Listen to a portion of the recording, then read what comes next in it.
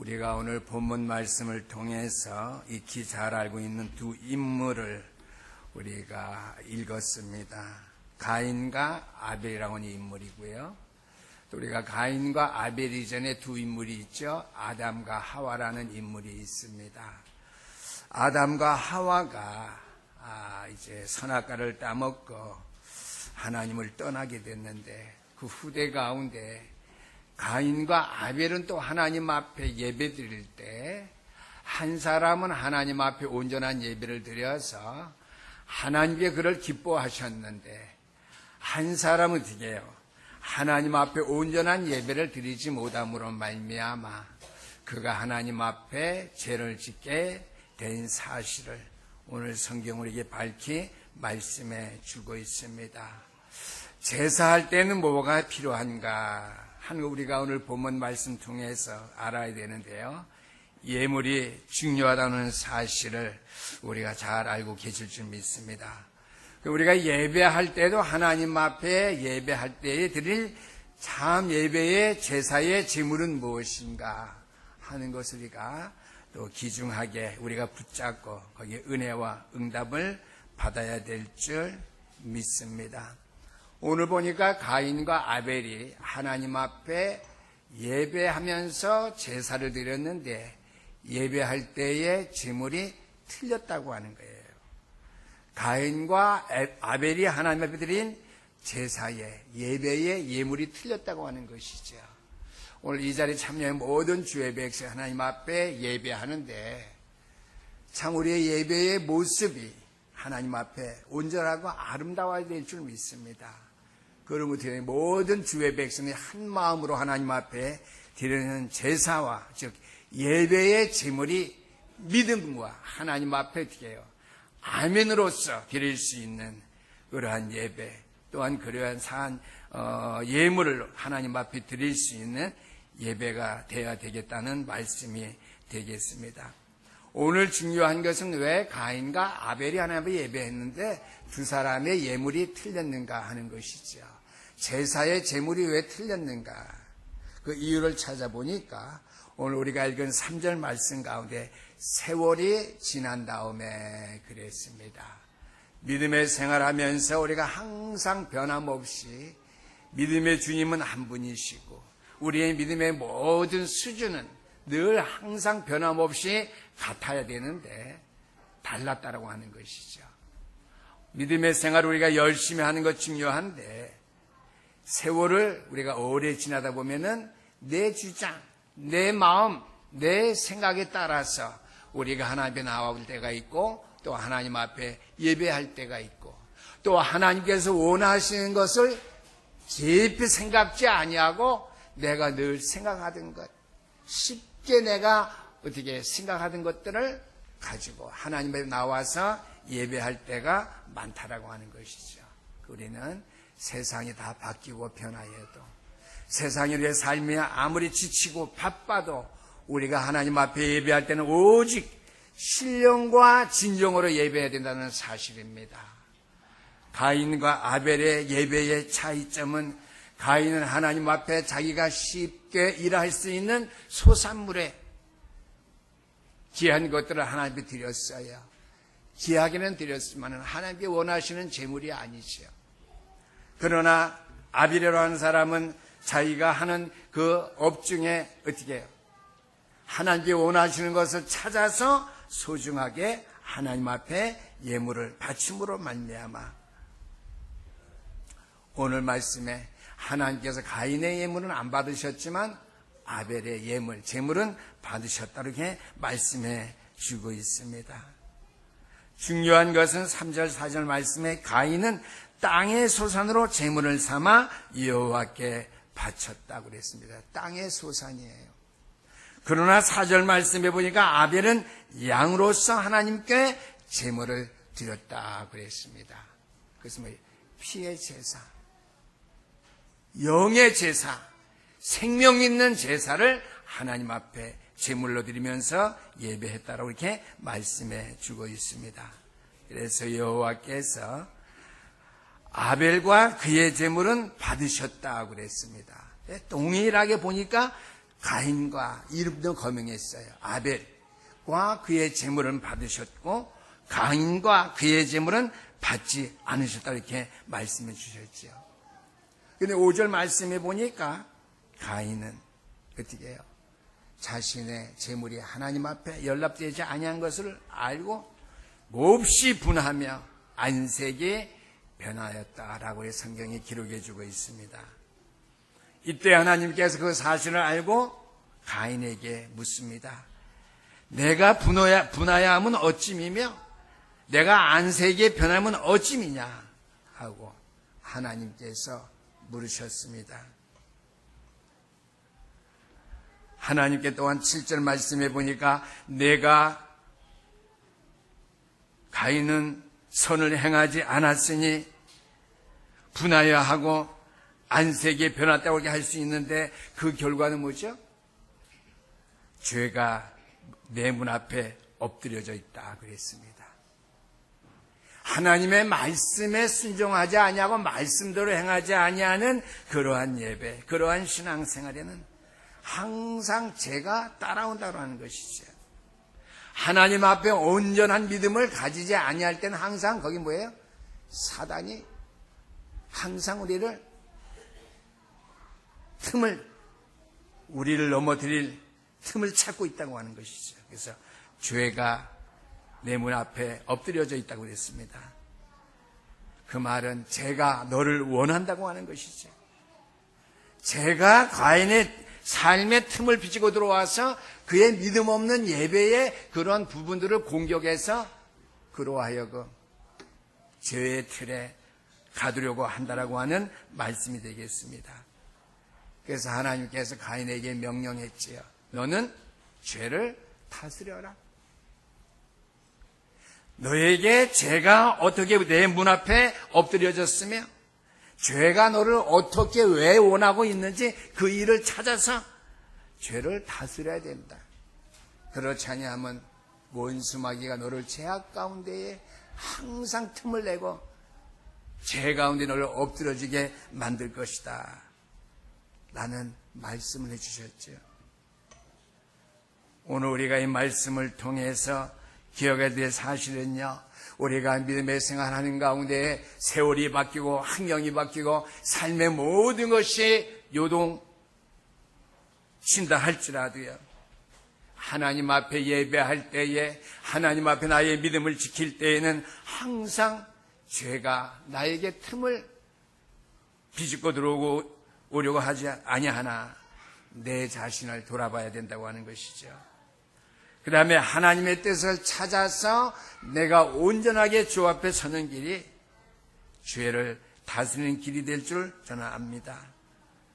그러므로 뒤에 죄가 내 문 앞에 엎드려져 나를 원할 수 없겠죠. 저와 여러분들을 호심탐탐 누리고 저와 여러분들을 넘어뜨리려고 저와 여러분들을 원하지 못한다고 하는 것이 원할 수 없다라고 하는 말씀이죠. 오늘 첫 번째 말씀이 되지는요, 다스림의 실패자입니다. 오늘 7절 말씀, 뭐를 다스리지 못했느냐? 가인은 하나님 앞에 믿음 없는, 하나님께 원하지 아니하는 제물로 하나님 앞에 제사 예배했다라고 하는 것이죠. 하나님께서 안 받으실 때에 제가 가인의 문 앞에 엎드리며 죄가 가인을 원하고 사탄이 어떻게 해요? 가인을 원하고 가인을 쥐어 감싸고 넘어뜨리려고 하는데 죄를 다스릴지 모르고 오히려 얼굴이 변하고 분을 내었다라고 하는 말씀입니다. 그래서 오늘은 첫 번째 다스림의 실패자 7절에 있는 말씀이죠. 우리가 가인에 대해서 말씀을 듣기 전에 먼저 우리가 창세기 3장으로 넘어가야 되겠습니다. 먼저 나오는 인물은 첫 번째 하와지요. 창세기 3장 1절 말씀 보니까 뱀은 하나님이 지으신 들짐승 가운데 가장 강교한데 뱀이 여자 하와에게 와서 물어봅니다. 하나님이 참으로 너에게 동산 모든 나무의 열매를 먹지 말라 하시더냐.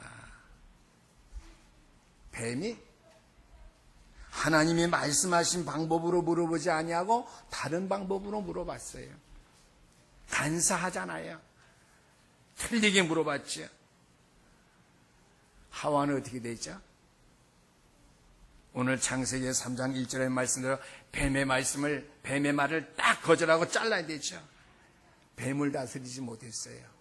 죄의 근원에는 뱀을 다스리지 못했다고 하는 것이죠. 그 이유는 뭐예요? 뱀과의 대화가 시작된 거예요. 아니다. 그래야 되는데요. 그럴까 하는 그런 비슷한 뉘앙스에 하와가 말려들어서 죄를 다스리지 못하고 죄와 대화하기 시작하죠. 뱀이 누구죠? 사탄, 마귀입니다. 그 다음에 3절 말씀에 보니까 하나님의 말씀에 너희는 먹지도 말고 만지도 말라 너희가 죽을까 하노라 하셨느니라 그랬습니다. 여자가 뱀에게 한 말입니다. 하나님께서 하시지 않은 말씀에 말을 전했어요. 먹는 날에는 정령 죽으리라 주님께서 말씀하셨죠.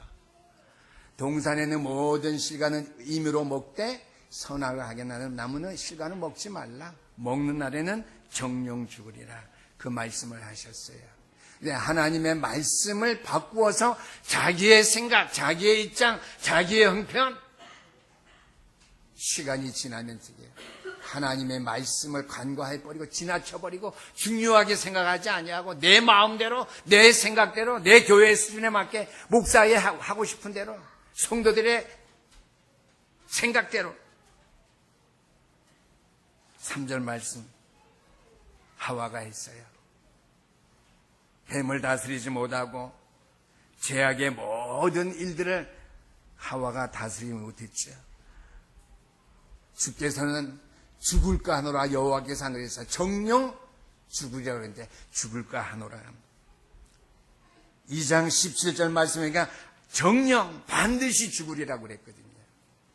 그래서 오늘 보니까 하와가 먼저 하나님의 말씀 가운데 살지 못하고 죄를 다스리지 못했고 자기 자신을 다스리지 못했고 하나님의 말씀을 의미적으로 자기 형편 따라 사단과의 대화 허용을 통해서 그의 게임에 빠져서 하나님의 말씀과는 아주 다른 그러한 대화를 시작한 것. 죄를 다스리지 못했던 다스림의 실패자가 되었다라고 하는 말씀이죠. 죄를 다스리지 못하니까 죄가 어떻게 하죠? 판을 치죠. 4절 말씀에 사탄이 결코 죽지 않겠다 그랬어요. 하나님의 말씀하고 정반대잖아요. 처음에는 비슷하게 시작했는데 마지막에 사탄이 힘을 내갖고 뭐예요? 정령 죽지 아니하래. 그럴 때 어떻게 하와가 정령 죽는다고 그랬지. 돌아와야 해. 회개해야 돼요. 리턴. 돌아와야 돼요. 정령 죽지 아니라. 그러면서 사탄이 한마디 더 말하죠. 제가 이제 하와의 문 앞에 점점 다가와서 제가 하와를 완전히 원하고 그를 삼키려고 했죠. 눈이 밝아져서 하나님과 같이 되어져 그랬습니다. 그렇죠? 눈이 밝아져서 하나님과 네가 되어진다 그랬습니다.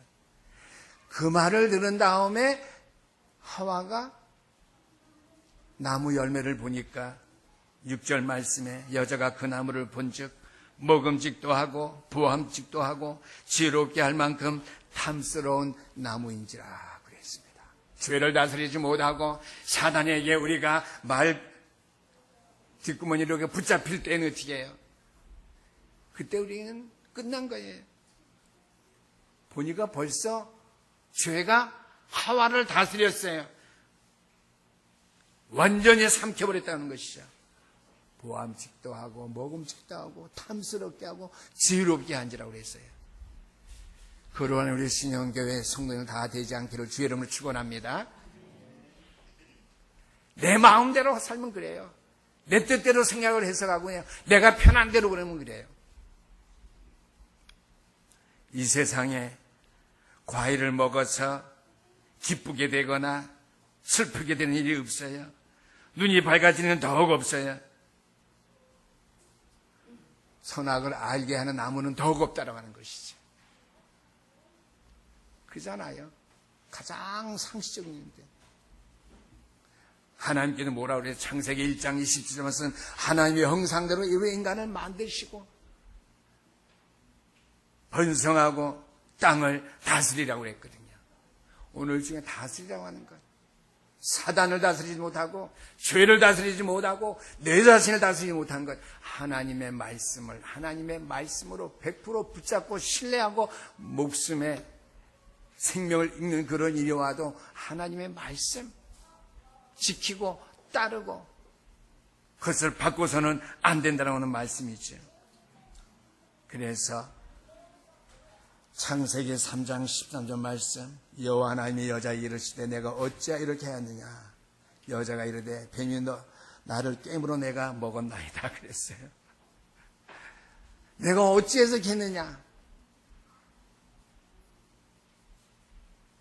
죄가 나를 넘어뜨렸나이다.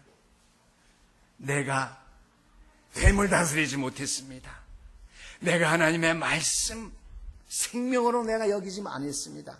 이래야 되는데요. 여자가 이르되 뱀이 나를 꿰물어 내가 먹었나이다 그랬습니다. 핑계죠. 어떻게 해요?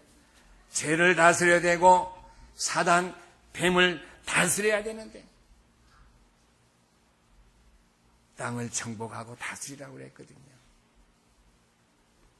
뱀에게 책임을 전가하는 하기에 급급했던 우리가 하와의 형편을 볼 수 있습니다. 자신을 돌아보면서 죄를 다스리려고 하지 아니했고 회개하지 아니했고 하나님께 나가며 하나님께 필요함을 본인이 깨달아야 되는데요. 하나님을 찾고 하나님의 은혜를 구하기보다는 그죠? 다른 은혜 구하지 않으리. 오늘 찬양 불렀어요. 우리 찬양 부를 때 함께 와야지 우리가 메시지하고 연관되는 거 기억하시고 우리가 찬양하는 시간에 일찍 나오시게 되길 바랍니다. 죄를 다스리려 하지 아니하고 어떻게 해요? 선을 행할 만한 마음을 이미 잃어버렸다는 것이죠. 그래서 죄가 오늘 본문 말씀은 문 앞에 엎드려졌고 죄가 너를 원하는데 죄가 여인 하와를 원하는데 죄를 다스릴지 모르고 자녀를 다스리지 못하고 죄악 가운데 완전히 빠져들었다고 하는 것이죠. 두 번째, 죄를 다스리지 못한 사람이 있습니다. 다스림의 실패자가 있죠. 아담입니다. 아담은 하와 아내를 다스리지 못한 사실을 우리가 오늘 볼 수 있는데요. 6절 말씀해 보니까 남편에게도 주매 그도 먹은지라 그랬습니다. 참 부부 사이가 좋구나 이렇게 생각했는데 부부 사이가 안 좋은 거예요. 함께 망하는 길, 함께 죽는 길, 함께 죄를 받아들이는 일, 죄를 다스리지 못하는 일 가운데 빠졌다고 하는 것이죠.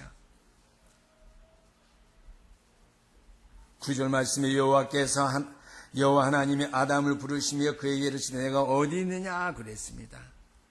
여호와께서 아담을 부르셔서 아담아 내가 어디 있느냐. 10절 말씀해 보니까 내가 동산에서 하나님의 음성을 듣고 내가 벗었으므로 두려워하여 숨었나이다 그랬습니다. 이르시되 누가 너의 벗었음을 내게 알렸으며 내가 내게 먹지 말라 명한 그 나무 열매를 내가 먹었느냐 그랬습니다. 내가 어찌 죄를 다스릴지 모르고 죄에 동정해서 죄를 범해서 벗은 것을 알게 됐고 누가 내게 벗은 것을 알려내오냐? 죄죠. 누가 너에게 두려움을 주었느냐? 죄죠. 죄를 다스리지 못한 것. 하나님의 말씀 따르지 아니하고 사단에게 속아서 아내를 다스리지 못하고 아내에게 속아서 선악과를 먹고요. 내가 벗었으므로 두려워하여.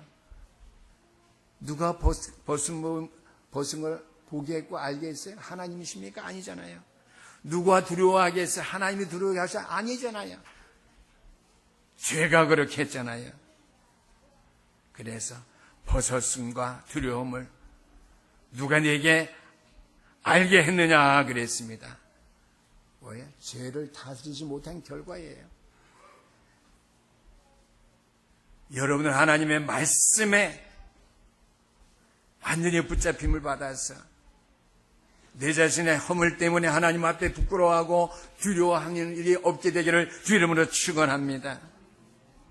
오늘 아담도 보니까 12절 말씀이 아담이 이르되 하나님이 주셔서 나와 함께한 여자가 하나님이 주셔서 나와 함께한 여자가 그러면은요 자기가 핑계하는 것 책임이 끝나는 줄 알고 있어요. 하나님이 내게서 함께한 여자는 어떻게 함께 죄를 다스리라고 했거든요. 하나님의 형상대로 창조받아서 땅을 정복하고 땅을 다스리며 땅에 충만하라고 했거든요. 땅을 떠나라고 그랬어요? 벗어버린 것 알라고 그랬어요? 두려운 것 알라고 그랬어요? 그래가지고는 땅을 정복하고 다스릴 수 없지요. 아내에게 책임을 전가하는데 하나님이 내게 주신 아내라고 그랬어요. 하나님이 내게 주신 아내와는 어떻게 해요? 쌍묘의 빅을 버리면 안 되죠. 아나니아와 삽비라 같이 함께 어떻게 해요? 말씀을 지키며 따르고 함께 깨어 기도하고 함께 하나님의 말씀을 옳게 분별하여 하나님 앞에 설 수 있는 것이 하나님이 주신 가정제도예요.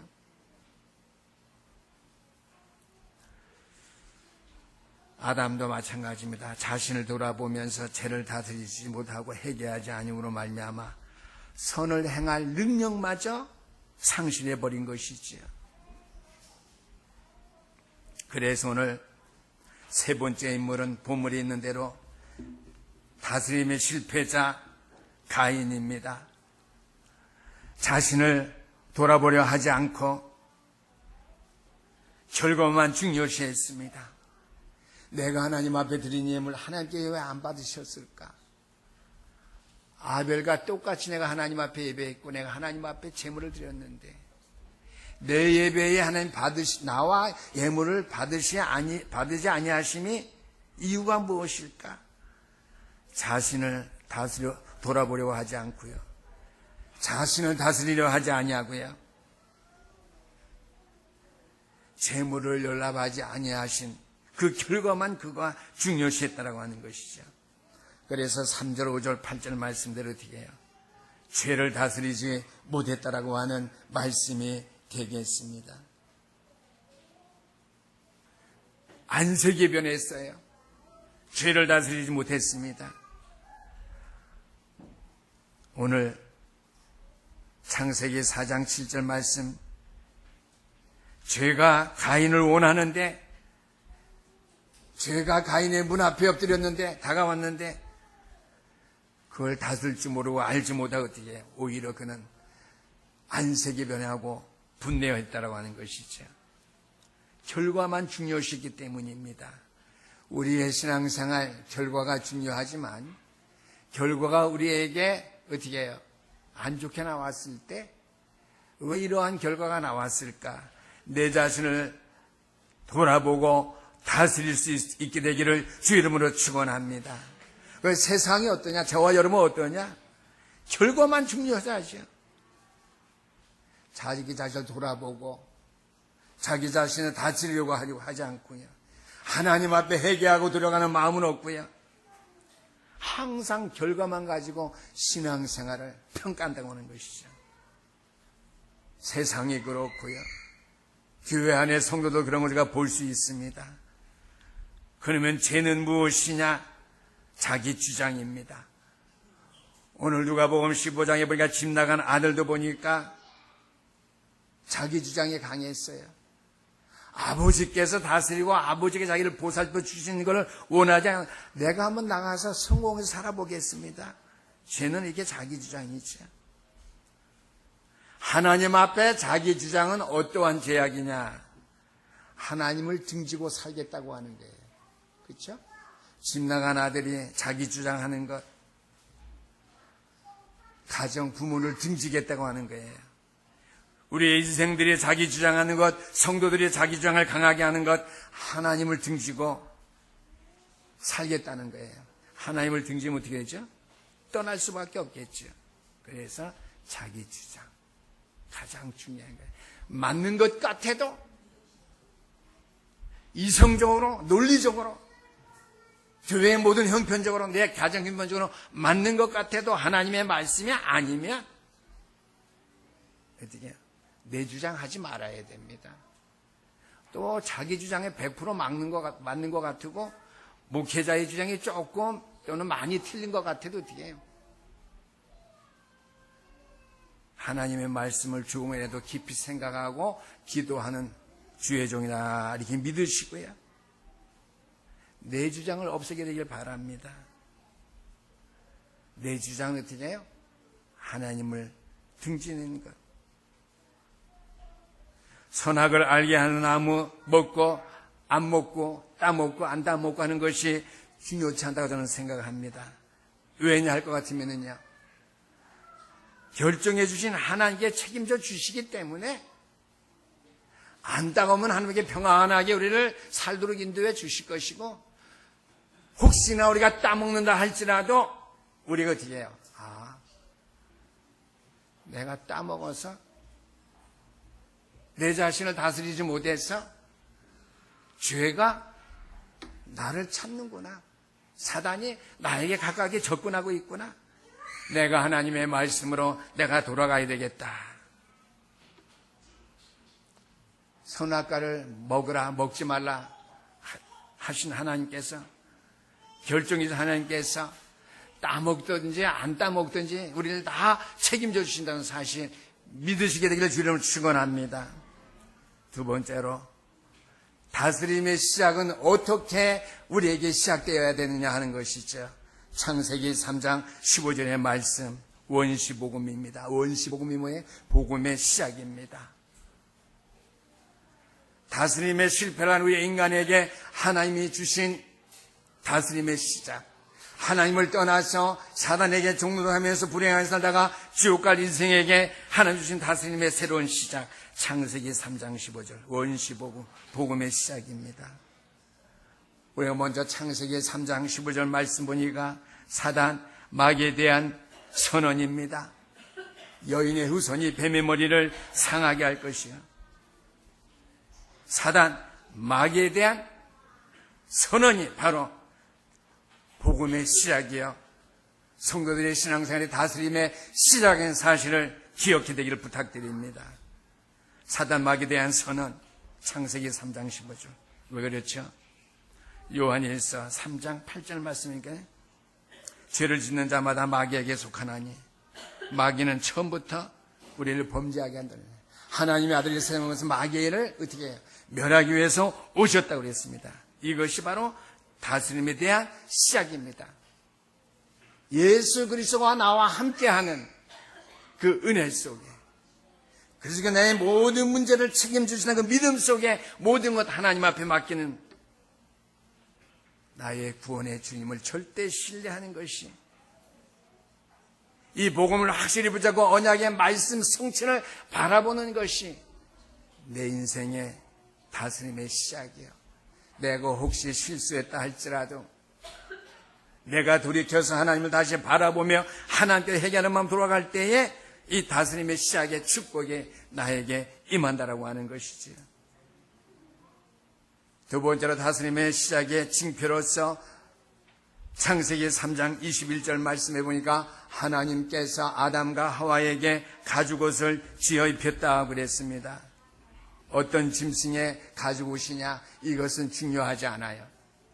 이때까지 양의 가죽이다, 양의 가죽도 괜찮고 염소의 가죽도 괜찮아요. 가죽옷을 지어 입혔다고 하는 것은 대속, 속죄의 개념입니다. 우리는 하나님의 대속함의 은총을 힘입음 받아서, 그래서 우리의 인생의 대속물이 되어서 십자가의 죽으심으로 말미암아 우리의 인생의 모든 문제를 해결했다는 사실을 깊이 기억하고 믿는 믿음 가지고 있더니 그리스도만 바라보고요, 내가 그리스도로서 옷 입고요, 내가 그리스도로서 어떻게 해요? 무장하고요, 내가 그리스도를 내 삶의 믿음의 병기로 내가 붙잡고 산다 할 것 같으면요, 다스림의 시작이 우리에게 완성된다고 하는 것이죠. 왜 그렇죠? 우리의 인생의 실패와 실수, 수치와 허물, 내 인생의 모든 문제, 내 인간의 힘으로는 없앨 수 없고 가릴 수 없고 어떻게 할 도리가 없다라고 하는 것이죠. 그러나 두려움과 수치심, 전가하는 책임, 핑계는 죄, 죽음의 모습이요. 하나님을 절대 의지하고 신뢰하는 그런 믿음의 모습은 절대 아니라고 하는 말씀이죠. 왜 그러냐? 그것은 희생과 기쁨과 감사와 행복이 없기 때문이지요. 그래서 다스림의 실패한 인생들은 어떻게 되느냐? 세 번째입니다. 유리하는 삶을 살게 되죠. 가인과 같습니다. 오늘 4장 16절의 말씀 보니까 가인이 여호와 앞을 떠나서 에덴 동쪽 놋 땅에 거주하더니 그랬습니다. 유리라고 하는 히브리 말은요, 방황하는 건데요. 창세기 4장 12절 말씀, 내가 밭을 갈아도 땅이 다시는 그 효력을 내게 주지 아니할 것이요 너는 땅에서 피하며 유리하는 자가 되리라 그랬습니다. 유리하는 자, 방황하는 자 알겠죠? 땅에서 수고해도 그 수고가 헛되며, 그래서 땅을 이리저리 방하면서 이 모습 저 모습, 저러한 방법 이러한 방법, 온갖 가지 세상 방법과 술수 다 써도 안 된다고 하는 것이에요. 그것이 방황하는 삶이죠. 그래서 방황, 유리라고 하는 히브리 말의 본뜻은요, 죄는 우리를 떠돌게 만든다고 하는 것이에요. 그래서 제가 이 말씀을 제가 생각하면서, 신앙생활 한 곳에서 20년, 30년 한다는 것은 하나님께 가장 큰 축복이구나. 우리 신임 교수는 큰 축복받는 사람이에요. 죄는 우리를 떠돌게 한다고 그러는데 비록 죄 가운데 있지 않다 할지라도 드려요. 하나님의 말씀에 순종하지 못하고요. 죄가 내 문 앞에 엎드리고 죄를 다스려야 되는데요. 죄는 우리를 떠돌게 하는데요. 신앙생활에서 신앙생활을 한 곳에서 하는 것, 큰 축복이구나. 마지막 세 번째입니다. 깨어진 안식과 회복되어야 될 안식입니다. 쉽게 말하면서 우리가 영원한 안식, 영원한 행복을 누려야 될 백성이죠. 창세기 3장에서 우리의 인생이 하나님을 떠났는데 영원한 안식의 회복을 위해서 요한복음 14장 6절 말씀, 내가 곧 길이요 진리요 생명이니 나로 말미암아 아버지를 올 자가 없느니라. 하나님 만나는 길을 위해서 예수 그리스도께서 이 땅에 오셨다고 하는 것이죠. 오신 그리스도께서 부활 승천하시면서 첫 번째로 사도행전 1장 12절 말씀 보니까 하늘로 제자들이 보는 데서 올려가면서 내가 하늘로 올라감을 본 그대로 내가 세상 마지막에 재림의 중에 다시 오겠다고 그랬습니다. 그리스도의 재림이 우리의 안식의 영원한 완성입니다. 왜요? 영원한 천국에 함께 우리가 들어가기 때문이지요. 그러나 우리가 이 땅에서 안식의 시작이 있다면요, 그 안식의 방법은 무엇이겠습니까? 두 번째로 출애굽기 3장 18절 말씀이죠. 우리 인류의 죄를 위해서 희생제물을 통해서 피를 흘린 어린 양의 피와 같이 우리의 인류의 모든 죄를 친히 담당하신 예수 그리스도를 우리가 만나야 행복하다고 하는 말씀이 되겠습니다. 왜 그렇습니까? 유월절 어린 양의 피로 말미암아 구약시대의 모든 백성들은 제사함을 받았습니다. 그러나 신약시대의 저와 여러분은 요한복음 19장 30절 말씀, 십자가에 피 흘려 죽으심으로 말미암아 그리스도께서 우리의 인생의 모든 문제를 다 이루셨다고 말씀하셨거든요. 아멘?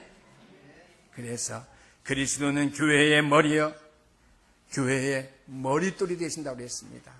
건축자의 버린 모퉁이 돌이 교회의 머릿돌이 되었다 그랬습니다. 그래서 이스라엘 민족이 영원한 안식의 회복을 위해서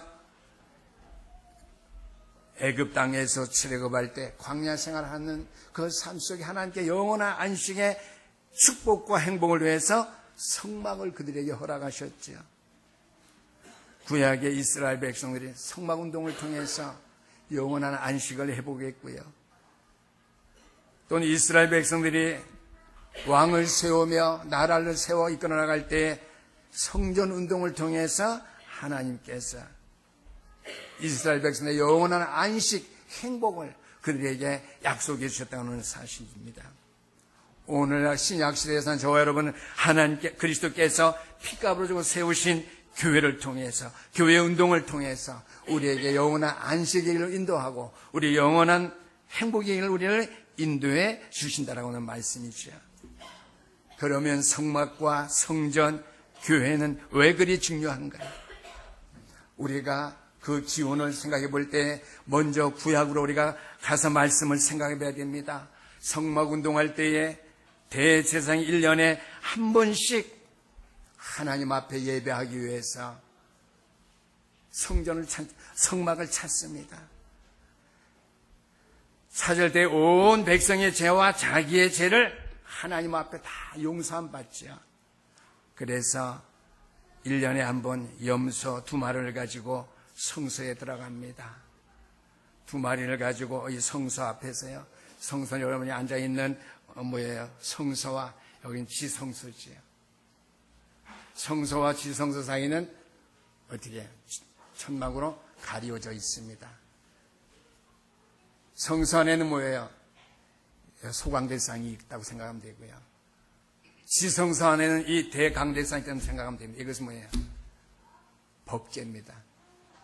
그렇죠? 언약궤, 법궤예요. 밑에는 그냥 상이에요. 떡상. 7개의 금촛대, 촛불 켠 촛대. 대제사장의 염소의 머리에 손을 얹고 기도합니다. 하나님, 이 대제사장과 모든 제사장들의 죄, 하나님 장로님들과 어떻게 해요? 권사님들과 재직들, 모든 성도들의 죄, 모든 이스라엘 백성의 렘넌트들의 죄 다 구합니다. 저들의 죄를 다 용서해 주옵소서. 그 죄를 어디다 전가시키죠? 염소 2마리에게 전가시킵니다. 그러면서 한 마리의 염소를 이제 풀어줘요. 염소가 어떻게 광야길에 가면서 되죠? 이스라엘은 사막이잖아요. 밤에는 춥고 낮에는 덥습니다. 짐승들이 밤에 많이 득실거려요. 나가자마자 짐승의 밥이 되고요. 며칠 동안 뜯기다면 뼈만 앙상하게 남습니다. 그때의 이스라엘 백성들이 그것을 보면서 무엇을 기억하느냐? 하나님을 떠난, 목자를 떠난 저렇게 염소는 처참하게 죽고 멸망받듯이 하나님을 떠난 인간은 저렇게 멸망받을 수밖에 없구나. 그렇죠? 열매 쏴서도 목동이라 하니까 이스라엘 백성의 성인된 사람들은 이스라엘 백성 전체는 아는 거예요. 하나님 떠난 인생은 저게 다 망할 수밖에 없다. 그런데 이제 한 마리의 염소의 목을 찔러서 피를 튀겨요. 대접에 받아서 성소로 들어오죠. 성소로 들어오는 문은 하나입니다. 지성소 들어오는 문도 하나예요. 나갈 때도 그 길로 통해서만 나가야 돼요. 왜요? 길은 오직 예수 그리스도 한 길밖에 없다는 원웨이. 오직 하나님 만나는 길은 한 길, 우리 인간이 영원한 생명을 얻는 길 한 길밖에 없다는 뜻이에요. 그래서 이제 지성소로 제사장이 들어옵니다. 이 앞에 서서 언약궤 위에는 철판이 그만한 덮개로 덮여져 있는데 속죄소라고 합니다. 그 철판 위에는 되게 이게 참 좋네요. 천사의 모습이 이렇게 마주보고 있습니다. 이렇게 마주보고 있어요, 천사들이. 그러면 대제사장이 아도나이 하겠죠. 이스라엘의 만군의 여호와 하나님, 오늘 이 부족한 종이 제사장들의 죄와 장로님, 권사 쭉 열광했죠. 우리 하나님께서는요, 대제사장에 서서 말 끄기 전에 됐다 하신대. 그만하라, 됐다. 자신들의 죄와 중직자들의 죄와 성도들의 죄, 렘넌트 죄, 이스라엘 모든 백성들의 죄를 다 고하기 전에 입도 안 열고 뻥끗 안 했는데 하나님께서는 그만을 하신다. 왜 그러실까요?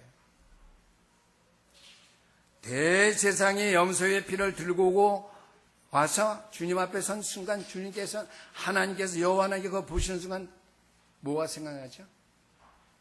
독생자 예수 그리스도가 십자가상에서 온 인류에서 흘린 피, 그렇죠? 여러분들 자녀들 키우는데요, 자기 자녀가 인류의 죄를 십자가에 못 박아서 피와 물과 모든 거 다 쏟고 죽었다고 한번 생각해 보십시다. 자녀를 잃은 부모님의 그 고통, 온 인류의 죄를 위해서 십자가에 피를 흘려 죽으신 자신의 아들, 피를 보는 순간요, 그리스도의 피, 아들의 피, 그것 때문에 우리의 죄를 기억하지 아니하신대요. 아멘. 더 이상 하나님 앞에 구할 필요가 없대요. 근데 천사가 있죠. 그 천사가 그걸 보고요, 너무나 우리의 인간을 부러워한다는 거 있죠. 어떻게 하나님께서 저렇게 인간을 사랑할 수 있을까? 대제사장도 죄를 많이 짓고, 제사장도 죄를 많이 짓고, 아무개 권사님, 아무개 장로님, 아무개 성도님, 모두가 죄를 엉망으로 짓고 있는데, 왜 그러죠? 피 때문에. 뭐 때문에요? 염소의 피 때문에. 뭐 때문에? 여호와 하나님께서 그 순간에 독생자 그리스도의 피를 보는 것 같이 보시면서요, 우리의 죄와 허물을 다 덮으시고 기억지 아니하신다. 그래서 천사가 우리의 인간들을 너무나 부러워하고요, 하나님의 형상대로 창조 인간이 이런 거구나, 죄를 짓고 하나님을 떠났어도. 그래서 천사도 흠모하겠네. 저는 이 찬송의 뜻을 몰랐어요. 천사도 그냥 우리 구원받은 사실 흠모하고 동경하나 보다. 그렇게 하면 구체적으로 그 기원을 몰랐어요. 속죄판 후에 천사가 이렇게 들리는데 서로 마주보고 있는데요,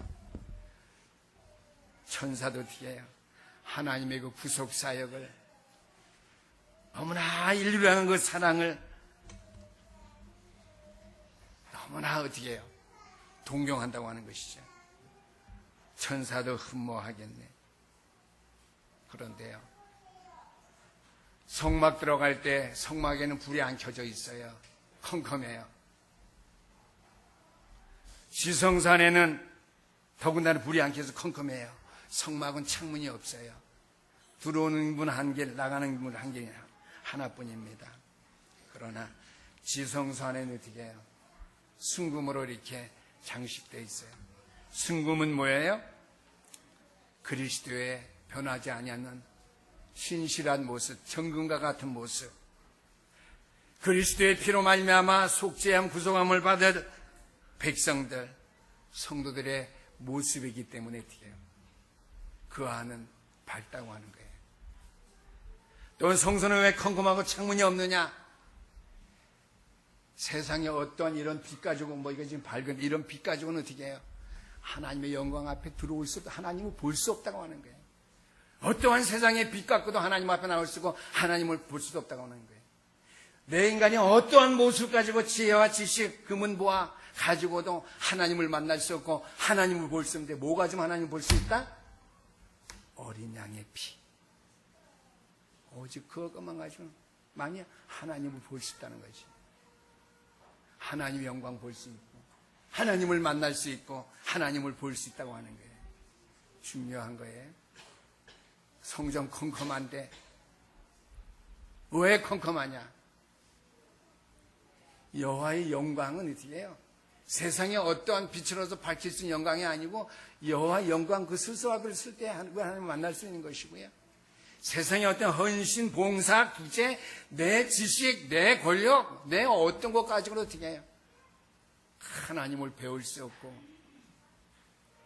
하나님의 영광 드러낼 수 없다는 게 하나님의 영광 때문에 우리가 하나님을 볼 수 있는 거예요.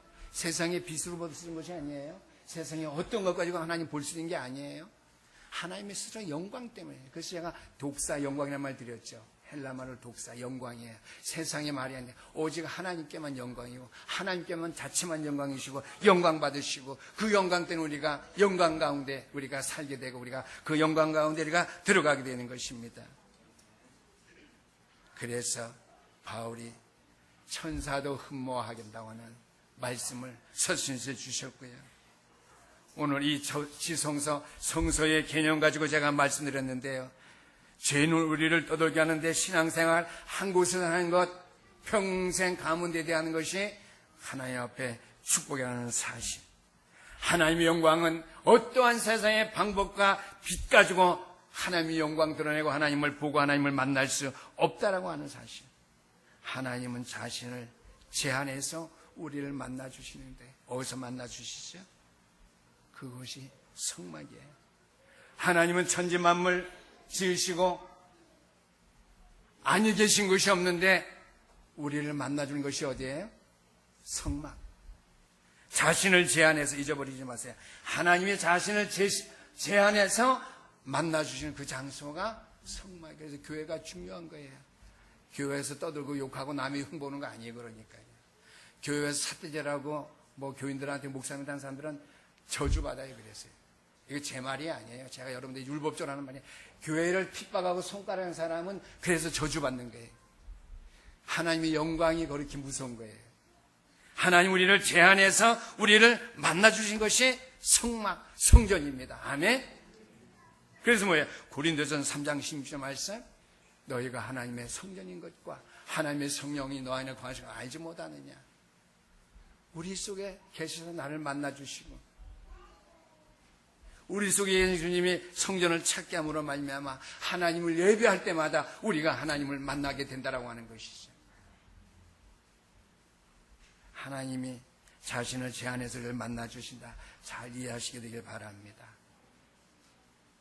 오직 참 말씀 안에 진리 안에 거하는 우리의 예배를 통해서 우리의 믿음을 통해서 하나님께서 있는 곳에서 우리를 만나주신다. 결론입니다. 창세기 6장 9절 말씀이니까 노아는 의인이요 당대의 완전한 자라고 그랬습니다. 하나님과 동행했다고 그랬거든요. 창세기 5장 24절 말씀은 에녹 하나님과 동행했는데 죽음을 보지 않고 하나님께서 데려가셨다고 그랬습니다. 제가 솔직히 이 말씀들을 알지만은요 영적으로 깊이 이해하지 못했어요. 그래서 하나님과 동행하면 죄가 내 문 앞에 와도 나를 다스리지 못하고 나를 어떻게 해요?